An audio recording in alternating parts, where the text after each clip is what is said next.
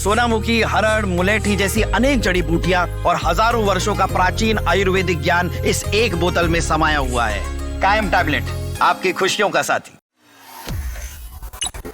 फाल्गुन पूर्णिमा यानी कि 3 मार्च को साल का पहला चंद्र ग्रहण लग रहा है। ये खंड ग्रास चंद्र ग्रहण होगा और खास बात यह है कि इसका दृश्य भारत समेत एशिया, ऑस्ट्रेलिया और अमेरिका के कई हिस्सों में भी दिखाई देगा।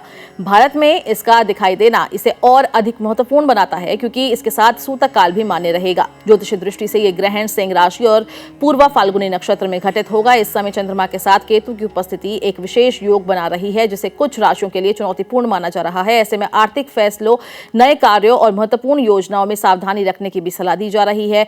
ग्रहण की शुरुआत भारतीय समयानुसार दोपहर करीब 3:20 पर होगी और इसका समापन शाम 6:48 पर होगा।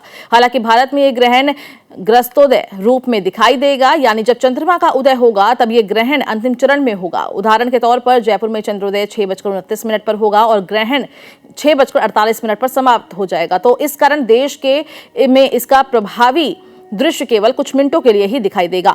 सूतक काल सुबह 6:20 से लागू हो जाएगा। इस दौरान शुभ और मांगलिक कार्यों से दूरी बनाए रखने की परंपरा है। मंदिरों के कपाट बंद रखे जाते हैं। पूजा पाठ भारी रूप से नहीं किया जाता बल्कि मन ही मन मंत्र जाप करने की सलाह दी जाती है। क्योंकि उसी दिन ग्रहण है इसलिए होलिका दहन एक दिन पहले यानी कि 2 मार्च को करना अधिक शुभ माना जा रहा है। ये ग्रहण दुनिया के कई अलग अलग हिस्सों में दिखाई देगा। दक्षिण अमेरिका के कुछ हिस्सों में इसका प्रारंभिक चरण चंद्रास्त के समय दिखेगा, जबकि भारत, पाकिस्तान, श्रीलंका और आसपास के क्षेत्रों में इसका अंतिम चरण चंद्रोदय के साथ देखा जा सकेगा। खगोलीय गणना के अनुसार साल 2026 में 2 चंद्र ग्रहण लगेंगे, लेकिन भारत में केवल यही यानी कि पहला चंद्र ग्रहण दिखाई देगा। श्रावण पूर्णिमा पर लगने वाला दूसरा चंद्र ग्रहण भारत में दृश्य नहीं होगा, इसलिए देशवासियों के लिए ये साल का एकमात्र अवसर होगा जब वो चंद्र ग्रहण का प्रत्यक्ष अनुभव कर सकेंगे।